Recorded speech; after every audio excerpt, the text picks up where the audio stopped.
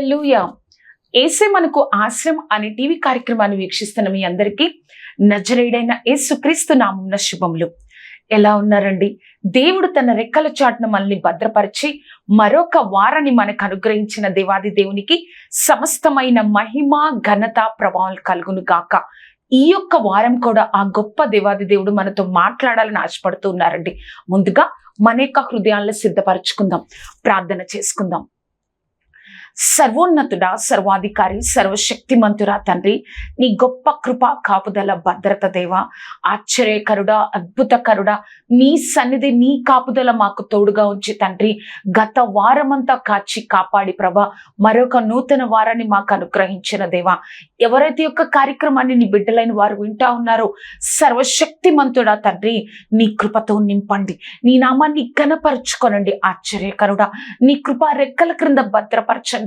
మేమందరము కూడా తండ్రి నీ సన్నిధిని అనుభవించాలి. ప్రతిదీ నీ యొక్క అధికారంలోనికి తీసుకో దేవా, నీ నామం మహిమార్థము కాచి కాపాడయ్యా, నిలబెట్టు దేవా, నీ గొప్ప కృపను అనుగ్రహించు దేవా. ఆశ్చర్యకరుడా, నీ కార్యం జరిగించండి, నువ్వే తోడైండి నడిపించండి. సర్వశక్తిమంతుడా, కేవలం నీ నామాన్ని మహిమపరచుకోనండి. నజరేయుడైన యేసుక్రీస్తు నామమున అడిగి వేడుకొంచున్నాము తండ్రి. Amen, amen, amen.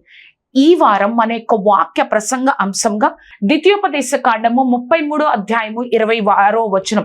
యెషురును దేవుని పోలిన వాడెవడనూ లేడు, ఆయన నీకు సహాయము చేయుటకు ఆకాశ వాహనుడై వచ్చును, మహోన్నతుడై మేఘ వాహనుడగును. ఈ వారం మన యొక్క వాక్య ప్రసంగ అంశం, ఈ లోకంలో దేవునికి అసాధ్యమైనది ఏదీ లేదు, ఇక రాదు కూడా. ఈ లోకంలో దేవునికి అసాధ్యమైనది ఏది లేదు, ఇంకా రాదు కూడా.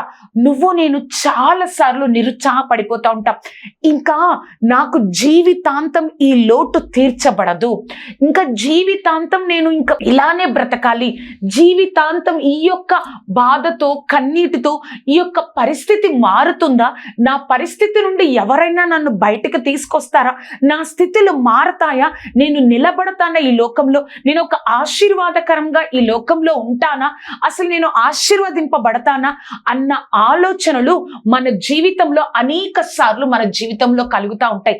కానీ ఆ గొప్ప దేవాది దేవుడు ఈ రోజు నీతో నాతో ఏం చెప్తున్నారో తెలుసా? మన దేవుడికి ఈ లోకంలో అసాధ్యమైనది ఏది లేదు, ఇంకా రాదు కూడా. ఒక మనిషికి ఒక అధికారం ఉన్నప్పుడు ఆయన ఇంతవరకు మాత్రమే. ఒక మనిషి ఒక అధికారం ఉంటే ఆయన అధికారం ఒక రాష్ట్రానికి సంబంధించి ఉంటుంది, ఒక దేశానికి సంబంధించి ఉంటుంది, కొన్ని దేశాలకి సంబంధించి ఉంటుంది. కానీ మన దేవుడికి ప్రతి దాని మీద అధికారం ఉంటుంది. ప్రతి దాని మీద నువ్వు ఏ స్థితిలో ఉండి నువ్వు బాధపడుతున్నావో, ఏ స్థితిలో ఉండి ఆర్థికంగానా, ఆరోగ్య విషయంలోనా, లేకపోతే ఈ యొక్క సమస్య నుండి నా జీవితంలో ఇంకా నేను ముందుకెళ్ళలేను అన్న స్థితి నుంచి నువ్వు బాధపడుతూ ఉన్నావా, ఆ స్థితిలో ప్రతి దాని మీద దేవుడికి అధికారం ఉంది. దేవుడు చెయ్యలేడు, ఈ యొక్క కార్యాన్ని మాత్రమే దేవుడు చేస్తాడు, ఈ కార్యాన్ని దేవుడు చెయ్యలేడు అని మన దేవుడికి ఒక పరిమితి అనేది లేదు. ఒక పరిమితి అనేది మన దేవుడికి లేదు. కాబట్టి దేవుడు చెప్తున్న మాట, యెషురును నీ దేవుడు ఎంత గొప్పవాడు, దేవుడు వంటి వాడు ఎవరున్నారు, ఆయన నీకు సహాయమును చేయుటకు మేఘ వాహనుడై వచ్చును. ఆయన నీకు నాకు తన ప్రాణాన్ని, మనము చనిపోయిన తర్వాత నరకంలో ఉండకూడదని తన ప్రాణాన్ని దేవుడు నీకు నాకు అనుగ్రహించిన దేవుడు మనకు సహాయం చేయడం కోసం మనము ఆపదలో, మనం కష్టాలలో, కన్నీళ్ళలో, అయ్యో ఈ యొక్క బాధను అనుభవిస్తున్నప్పుడు దేవుడు ఎలా వదిలేస్తాడండి మనల్ని? దేవుడు ఎలా విడిచిపెడతాడు? దేవుడు మనతోనే మాట్లాడుతున్నారు, నేను నీకు సహాయం చేస్తాను, నాకు అసాధ్యమైనది ఏది లేదు అని ఆ గొప్ప దేవాది దేవుడు ఈ రోజు నీతో నాతో మనందరితో దేవుడు మాట్లాడుతున్నారు కదా.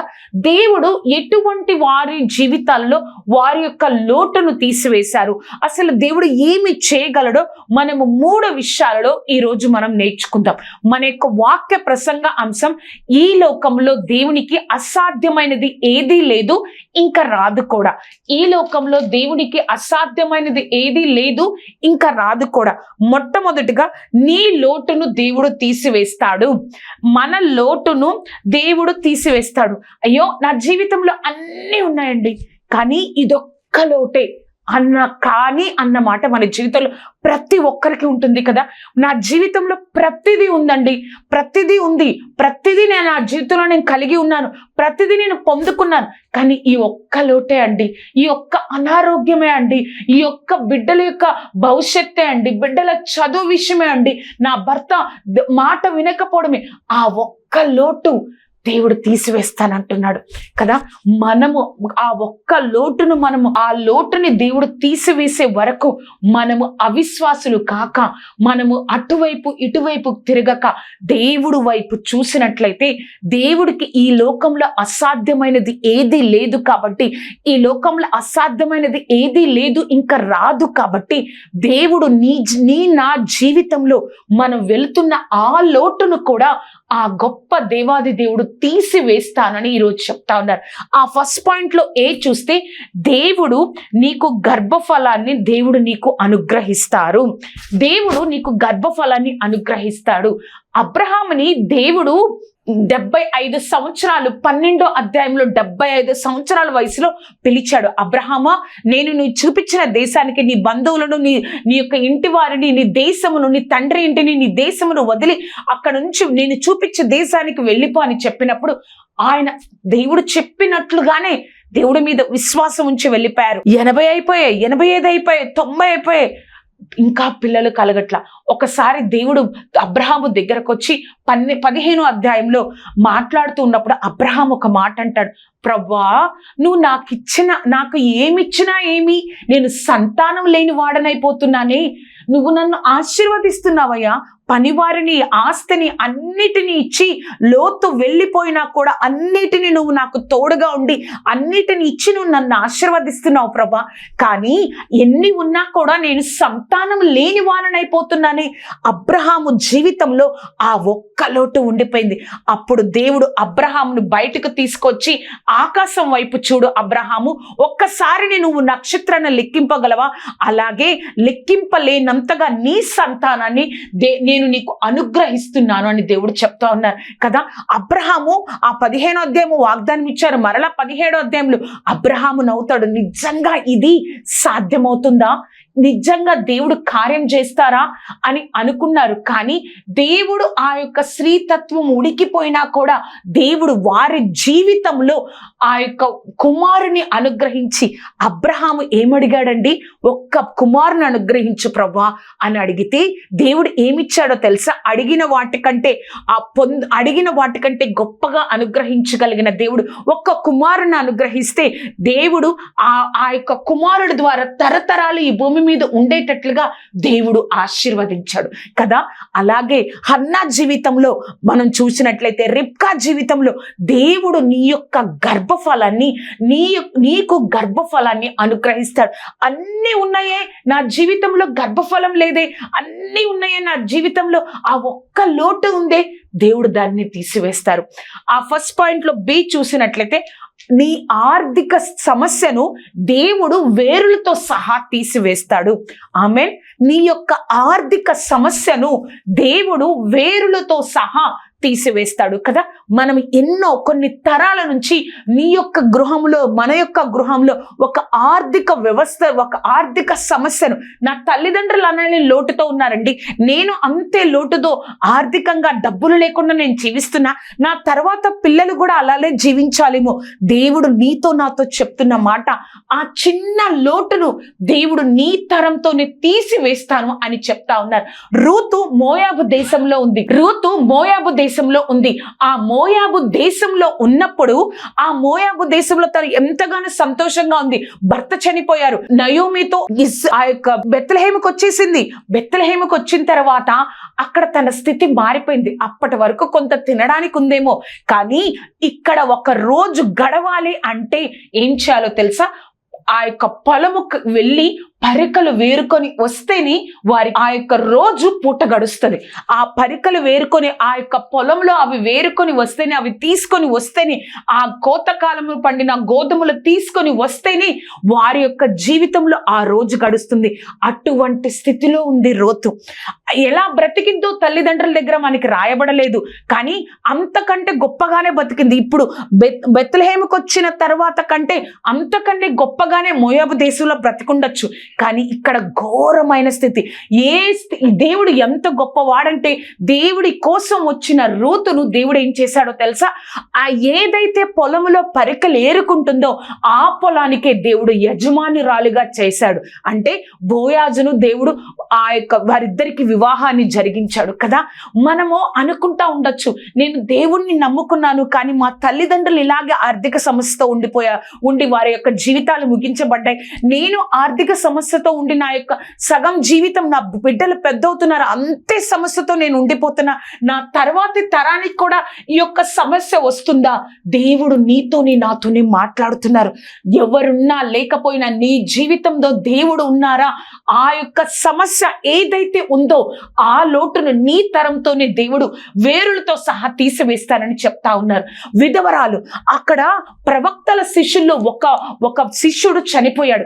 ఆ చనిపోయినప్పుడు ఆ యొక్క విధవరాలు ఆ శిష్యుని యొక్క భార్య ఎలీషా దగ్గరకు వచ్చి తన ఇద్దరు యొక్క కుమారులను తీసుకొని, అయ్యో నీ యొక్క శిష్యుడు ఎంతో భయభక్తులు కలిగి ఉన్నాడు, ఇప్పుడు అప్పులు వారు వచ్చి అప్పులు కట్టమని అడుగుతున్నారు, వారు నా ఇద్దరు కుమారుల్ని తీసుకెళ్ళిపోతాను అంటున్నారు అని చెప్పినప్పుడు ఆ ఎలీషా ఏం చెప్తాడంటే, నీ దగ్గర ఏముంది?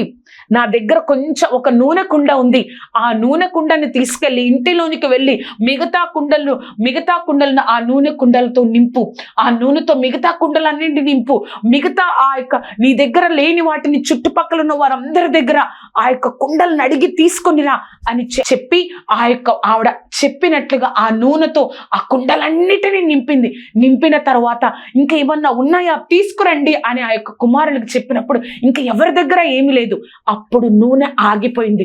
అప్పుడు ఎలీషా చెప్తారు ఏమని అంటే, ఈ నూనెను అమ్మి అప్పు తీర్చండి, మిగతా డబ్బుతో మీరు బ్రతకండి. వారి స్థితి మారిందా? ఇంకా ఆ గృహంలో యజమానుడు చనిపోయాడు. ఆ ముగ్గురు కూడా ఎంతగానో ఆర్థికంగా బాధపడిపోవాలి, జీవితాంతం వారి స్థితి మారదు. ఇంకా ఎవ్వరు జోక్యం చేసుకున్నా వారి జీవితంలో వారి స్థితి మారదు. కానీ ఆ గొప్ప దేవుడు వారి జీవితంలో జోక్యం చేసుకున్నారు. నా దేవుడు, నువ్వు దేవుణ్ణి కలిగి ఉన్నావు. అయ్యో నా జీవితంలో ఈ లోటు ఉంది, ఈ ఒక గర్భఫలం అనే లోటు ఉంది, ఒక ఆర్థికం అనే లోటు ఉంది, నేను ఇంకా చెప్పనివి ఈ అనారోగ్యం అనే లోటు ఉంది, ఆ లోటుని ఎవరు తీరుస్తారు? నువ్వు దేవుణ్ణి కలిగి ఉన్నావా? ఆ దేవుణ్ణి కలిగి ఉన్నావా? ఆ దేవుణ్ణి కలిగి ఉన్నప్పుడు మన జీవితంలో ఎక్కడ లోటుందో ఆ లోటుని దేవుడు వేరులతో సహా తీసివేసి తర్వాతి తరాలు ఎవ్వరు కూడా ఆ లోటును అనుభవించకుండా దేవుడు మనకి సహాయం చేస్తారు. అది మనం జ్ఞాపకం చేసుకోవాలి. మన యొక్క వాక్య ప్రసంగ అంశం ఏమిటి అంటే, మన దేవునికి ఈ లోకంలో అసాధ్యమైనది ఏదీ లేదు, ఇక రాదు కూడా. ఆ యొక్క ఫస్ట్ పాయింట్ మనం చూస్తే, నీ లోటును దేవుడు తీసివేస్తాడు. సెకండ్ పాయింట్, దేవుడు నీకు ఎటువంటి బ్యాక్గ్రౌండ్ లేకపోయినా దేవుడు హెచ్చిస్తాడు. నీ జీవితంలో నీకు ఎటువంటి బ్యాక్గ్రౌండ్ లేకపోయినా దేవుడు నిన్ను హెచ్చిస్తాడు. కొంతమంది అంటా ఉంటారు కదా, అండి నా జీవితంలో నాకు ఎటువంటి బ్యాక్గ్రౌండ్ లేదు, ఎటువంటి పర్మిషన్ లేదు, ఎటువంటి రికమెండేషన్ లేదు, నేను ఇలా ఉన్నాను. నేనే గనక ఒక రికమెండేషన్తో, ఒక పర్మిషన్తో ఒక గొప్పగా ఉంటే నేను ఇప్పటికి ఏ స్థాయికి వెళ్ళిపోయేవాడినో, ఏ స్థాయిలో నేను ఉండేవాడినో. వాళ్ళు ఆ యొక్క రికమెండేషన్తో, ఆ డబ్బుతో ఆ స్థాయిలో ఉన్నారు. కానీ దేవుడు చెప్తున్న మాట, నీ జీవితంలో దేవుడు ఉన్నాడా? నీ జీవితంలో దేవుడు ఉన్నాడా? నీకు ఎటువంటి బ్యాక్గ్రౌండ్ లేకపోయినా దేవుడు నిన్ను హెచ్చించి అనేక మంది నీ వైపు చూసి దేవుడే నిన్ను హెచ్చించాడు అనే సాక్ష్యాన్ని నీకు దేవుడు అనుగ్రహిస్తాడు. ఆ యొక్క మొదటి రాజులో 17వ అధ్యాయము 1-7 వచనాలు చూస్తే, అహాబు రాజు దగ్గరకు ప్రవక్త అయిన ఏలియా వస్తాడు. అసలు ఏలియా ఎవరండి? ముందు బ్యాక్గ్రౌండ్ ఏంటి ఏలియాది? ఎక్కడా లేదు. ఏమీ లేదు. సడన్ గా దేవుడి ప్రవక్తగా ఆయన బ్యాక్గ్రౌండ్ ఏమీ లేదు. ఆయన ఎప్పటి నుంచో చిన్న వయసు నుంచి ఆయన చరిత్ర ఎక్కడా లేడు. తిష్బీయుడైన ఏలియా అని మాత్రమే అక్కడ ఉంటుంది కదా. ఆ ఏలియా అక్కడికి వచ్చి దేవుడు నీతో చెప్పమంటున్నాడు, ఆహాబు రాజుతో చెప్తాడు, ఇంకా కొన్ని రోజుల వరకు వర్షము కురవదు, కరువుతో ఈ యొక్క ప్రాంతం అంతా, ఇశ్రాయేల్ దేశం అంతా ఉంటుంది అని ఏలియా చెప్తాడు. ఆయనకు అసలు ఏ బ్యాక్గ్రౌండ్ లేదు, ఏమీ లేదు. దేవుడు ఆయన చేత అనేకమైన ఆశ్చర్య కార్యాలు, అనేకమైన అద్భుతాలు, ఆ యొక్క ఇశ్రాయేల్ ప్రజలను రక్షించడానికి అనేకమైన హెచ్చరికలు, ఆ యొక్క రాజుల దగ్గరికి వెళ్ళి నిలబడే ధైర్యాన్ని ఏలియాకు అనుగ్రహించాడు. ఏలియాని హెచ్చించాడు కదా. నాకు ఎటువంటి బ్యాక్గ్రౌండ్ లేదండి, ఏమీ లేదు, కానీ నేను హెచ్చింపబడతానా, నాకు నా జీవితంలో నేను ఆశీర్వదింపబడతానా? మనం ఒక్కటి గుర్తుపెట్టుకోవాలి, నీకు నాకు ఎటువంటి బ్యాక్గ్రౌండ్ లేకపోయినా, ఏమీ లేకపోయినా, నువ్వు దేవుడికి ఇష్టమైనట్లుగా బ్రతుకుతున్నావా, నీతిని అనుసరించి జీవిస్తా ఉన్నావా, దేవుడు నిన్ను ఆశీర్వదించకుండా వదిలిపెట్టడు. మోషే దేవుడు చెప్తా ఉంటాడు ఆదికాండంలో 25వ అధ్యాయంలో, మోషే నువ్వు 40 రాత్రులు 40 పగళ్ళు నువ్వు కొండ మీద, సీనాయి కొండ మీదకి రావాలని చెప్పినప్పుడు దేవుడు మోషేతో 25వ అధ్యాయం నుంచి 31వ వచ్చిన అధ్యాయం వరకు దేవుడు మోషేతో నిర్గమాకాండంలో మాట్లాడతారు. 25వ అధ్యాయం నుండి 31వ అధ్యాయం వరకు 40 రోజులు మోషే ఆ కొండ మీద ఉండి దేవుడితో మాట్లాడుతూ ఉంటారు. నువ్వు ఈ విధంగా ఉండాలి, యాజకులకి ఈ విధమైన వస్త్రధారణ ఉండాలి, యాజకులు ఇలా ఉండాలి, ఆ యొక్క ప్రత్యక్ష గుడారము కట్టాలి అని చెప్పినప్పుడు దేవుడు ఒక మాట అంటారు. మొట్టమొదటిగా 31వ అధ్యాయం 2వ వచనంలో, ప్రత్యక్ష గుడారాన్ని కట్టడానికి నేను ఇశ్రాయేల్ అందరిలో బెజలేలు అనే యవ్వనస్తుని నేను ఎన్నుకున్నాను. ఇశ్రాయేలీయులందరూ ఆ కాలంలో కొంతమంది చెప్తారు 22 లక్షల మంది ఉన్నారు, కొంతమంది అంటారు 22 నుంచి 30 లక్షల మంది ఉన్నారు. కానీ ఆ యొక్క బ్యాక్గ్రౌండ్ ఏమీ లేని ఆ వారిని బెజలేలు అన్న వ్యక్తిని నేను ఎన్నుకున్నాను. అతని చేత నువ్వు ప్రత్యక్ష గుడారాన్ని కట్టించాలి మోషే అని చెప్పి, మోషేకి దేవుడు ఆ యొక్క కొండ మీద బెజలేలు మాటను చెప్తారు. ఆయనకి బ్యాక్గ్రౌండ్ ఏం లేదు, వారు ఎవరో తెలీదు, అప్పటి వరకు ఎవరో తెలీదు, కానీ దేవుడి ఆత్మ ఆయనలో ఉంది. ప్రతి ఒక్క పనిని జాగ్రత్తగా చేసే ఆత్మ తనలో ఉంది. నువ్వు కార్యం జరిగించాలి, అతనితో చేయించాలి, అతనితో ప్రత్యక్ష గుడారాన్ని కట్టించాలి. మోషే కిందకు వచ్చిన తర్వాత ఏం జరిగిందో తెలుసా? 3వ అధ్యాయం 38-22లో అక్కడ ఇశ్రాయేల్ ప్రజలందరికీ కూడా మోషే చెప్తాడు, దేవుడు బెజలేలును ఎన్నుకున్నాడు. 38 నుంచి 35 నుంచి 40 వచనాలు చూసినట్లయితే ఏ విధంగా అయితే దేవుడు ఎన్నుకున్నాడో బెజలేలును, మోషేతో చెప్పినట్లుగా మోషే ఆ కిందకు వచ్చి అక్కడ ఇజ్రాయెల్ ప్రజలందరికీ చెప్తాడు, దేవుడు ప్రత్యక్ష గుడారాన్ని కట్టడం కోసం బెజలేలును ఎన్నుకున్నాడు.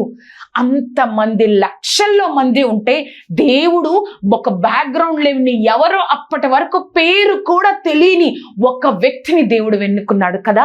నాకు ఎటువంటి బ్యాక్గ్రౌండ్ లేదండి. ఆ యొక్క బెజలేలు యొక్క తాతలు నాన్నలు ఎవరు కూడా ప్రత్యక్ష గుడారాన్ని కట్టలేదు, కానీ అతనికి ఏ బ్యాక్గ్రౌండ్ లేదు. కానీ దేవుడు ఆ కొండ మీద మోషేతో చెప్పాడు. మోషే కిందకు వచ్చి ఇజ్రాయెల్ ప్రజలందరి ముందు బెజలేలును మోషే దేవుడు ఎన్నుకున్నాడని చెప్పాడు కదా. నా జీవితంలో బ్యాక్గ్రౌండ్ ఉండకపోవచ్చు, నా జీవితంలో మనం చేసే పరిచర్యకు ఒక బ్యాక్గ్రౌండ్ ఉండకపోవచ్చు, మన తాతలు తల్లిదండ్రులు ఎవరు చేయకపోవచ్చు, నిన్ను దేవుడు పరిచర్యకు పిలిచాడేమో, ఒక బ్యాక్గ్రౌండ్ లేకపోయినా దేవుడు నిన్ను నిలబెడతాడు, దేవుడు నిన్ను వాడుకుంటాడు. 3వదిగా మనం చూస్తే నీ వైఫల్యాలు ఏదైనా దేవుడు నిన్ను విడిచిపెట్టాడు కదా. మన జీవితంలో చాలా వైఫల్యాలు ఉంటాయి, శరీరానుసారమైన వైఫల్యాలు. ఆ యొక్క మోషే నత్తివాడు, కానీ ఒక్కసారి ఆలోచించండి, ఆ నత్తివాడైన మోషే 6 లక్షల మంది కంటే కాల్బల్మును మోషే ఆ యొక్క లక్షల మంది కంటే ఎక్కువ మంది ఉన్నారు ఇశ్రాయేల్ ప్రజలు, వారందరినీ ఎలాగా నడిపించగలడు అని దేవుడు మోషేని ఎన్నుకున్నాడండి. మోషే అంటాడు, ప్రభా నేను నాలుక మాంద్యం కలవాలనయ్యా, నాకు మాట్లాడడం సరిగ్గా రాదు ప్రభా, ఎవరిని పంపాలో వారిని ప్రభా. 3వ అధ్యాయము 4వ అధ్యాయము నిర్గమాకాండంలో బతిమలాడుకుంటాడు, నేను వెళ్తే ఎవరు నమ్మరు ప్రభా, నీ దేవుడు ఎవరని అడుగుతారు ప్రభా, నువ్వు ఎవరిని పంపాలో వారిని పంపు ప్రభా అని అడుగుతూనే ఉంటాడు. కానీ ఆ రోజుల్లో మైకులు ఏమీ లేవు. కానీ దేవుడు ఏం చేశారు, మోషేను దేవుడు పంపించాడు. వారి ఎదుట ఎలాగా ఒక నాయకుడిగా పంపించాడు. ఆయనకు ఒక నాలుక మాధ్యం నత్తి ఉన్నది, కానీ దేవుడు మాత్రం విడిచిపెట్టకుండా మోషేను ఏం చేశారు, ఒక నాయకుడిగా వండుకొని, నువ్వు ఏదైతే నువ్వు చెప్పాలనుకుంటున్నావో మోషే, నువ్వు ముందుగా నీ యొక్క అన్నయ్యన అహరోనికి చెప్పు, ఆయనకు నువ్వు దేవుడిగా ఉంటావు, అతడు ఏమి చెప్పాలో వారందరికీ చెప్తాడు. మోషే భయపడ్డాడు, కానీ తరువాత దేవుడు చిత్తాన్ని నెరవేర్చడం కోసం కొన్నిసార్లు ఆయన్ని ఎగతాళి చేశారు. ఫరో రాజు ఎంతగానో ఎగతాళి చేశాడు, కానీ దేవుడు నిలబెడుతూనే ఉన్నాడు, మోషేని నిలబెడుతూనే ఉన్నాడు. ఇశ్రాయేలు ప్రజలను ఆ యొక్క ఐగుప్తు దేశం నుండి బయటకు తీసుకొచ్చే వరకు దేవుడు మోషేను నిలబెడుతూనే ఉన్నాడు నాయకుడిగా కదా. నా జీవితంలో ఈ లోకానుసారంగా శరీరానుసారంగా ఎన్నో వైఫల్యాలు ఉంటాయండి, ఎన్నో లోటులు ఉంటాయి. ఆ లోటులు ఉన్నా కూడా దేవుడు నిన్ను విడిచిపెట్టకుండా నిన్ను నిలబెడతాడు. ఆయనకు అసాధ్యమైనది ఏదీ లేదు, ఇంకా రాదు కూడా. ఆయనకు అసాధ్యమైనది ఏదీ లేదు, ఇంకా రాదు కూడా. అలాగే పొట్టి జక్కయ్య ఏం చేస్తూ ఉన్నాడు అంటే, మన భాషలో చెప్పాలంటే ట్యాక్స్ కలెక్టర్. ఆయన ట్యాక్స్ పన్ను తీసుకోవాల్సిన దానికన్నా ఎక్కువగా తీసుకునేవాడు. అక్కడ వాళ్ళందరిలో ఆ యొక్క పొట్టి జక్కయ్య ఏ విధంగా ఉన్నాడు, ఆయన మా యొక్క ధనాన్ని, మా యొక్క సొమ్ముని అంత అనవసరంగా ఇతనికి కట్టేస్తున్నాం, మా యొక్క ధనాన్ని అనవసరంగా ఎక్కువ మా దగ్గర నుంచి తీసేసుకుంటున్నాడు అని వారు ఆయన మీద ఎంతగానో కోపంగా ఉన్నారు. దేవుడు యేసయ్య అటువైపు వస్తున్నారని చెప్పి ఆ యొక్క పొట్టి జక్కయ్య ఏమనుకున్నాడంటే, యేసయ్యను ఎలా అయినా చూడాలని చెప్పి మనందరికీ తెలుసు మేడి చెట్టు ఎక్కాడు. మేడి చెట్టు ఎక్కినప్పుడు ఆయన పట్టించుకునే వాళ్ళు ఎవరు, ఆయన దూరంగా ఉండేవాళ్లే కానీ దేవుడు సడన్ గా పైకి చూసి, జక్కయ్య నేను నీ ఇంటికి రావాల్సి ఉన్నది అని చెప్పినప్పుడు, ఇతడేంటి పాపులతో వాళ్ళ ఇంటికి వెళ్తున్నాడు.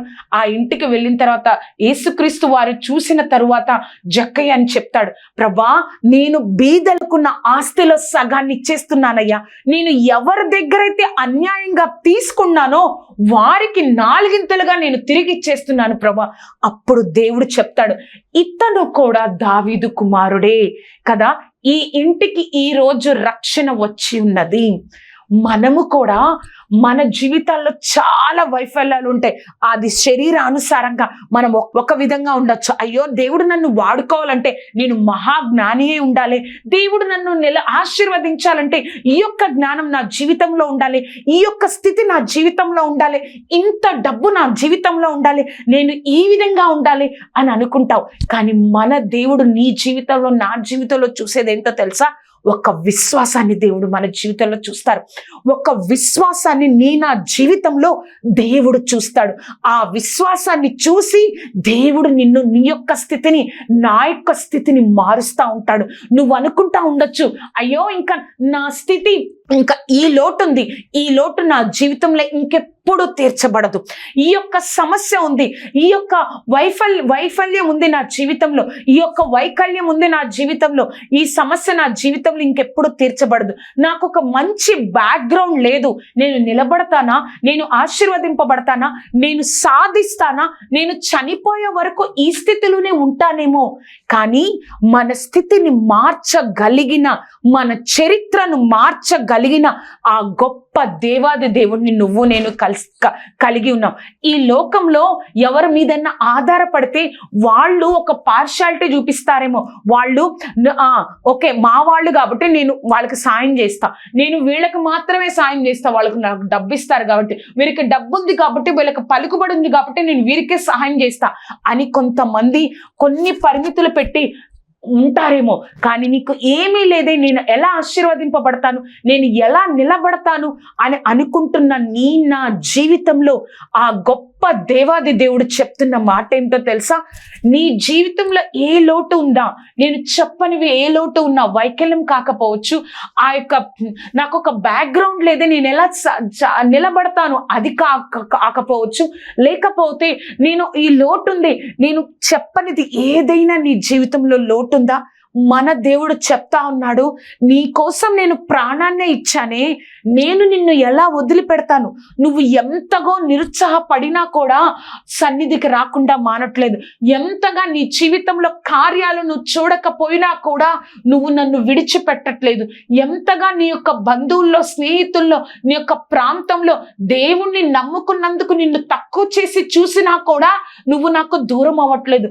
నేను నిన్ను హెచ్చింపకుండా, నేను నీ తల పైకెత్తకుండా, నీ పక్షంగా నేను పోరాడకుండా నేను ఎలా ఉంటాను అని ఆ గొప్ప దేవాది దేవుడు నీతో నాతో మాట్లాడుతున్నారు. ఒక్కసారి ఆయన వైపు చూద్దామా? ప్రభా, నువ్వు నా జీవితంలో నీకు ఈ లోకంలో అసాధ్యమైనది ఏదీ లేదు ప్రభా, ఇంకా రాదు కూడా. నేను నిన్నే హత్తుకుంటాను, నా ప్రతి లోటుని తీసివేస్తావని నమ్ముతున్నాను ప్రభా అని నమ్ముతున్నావా?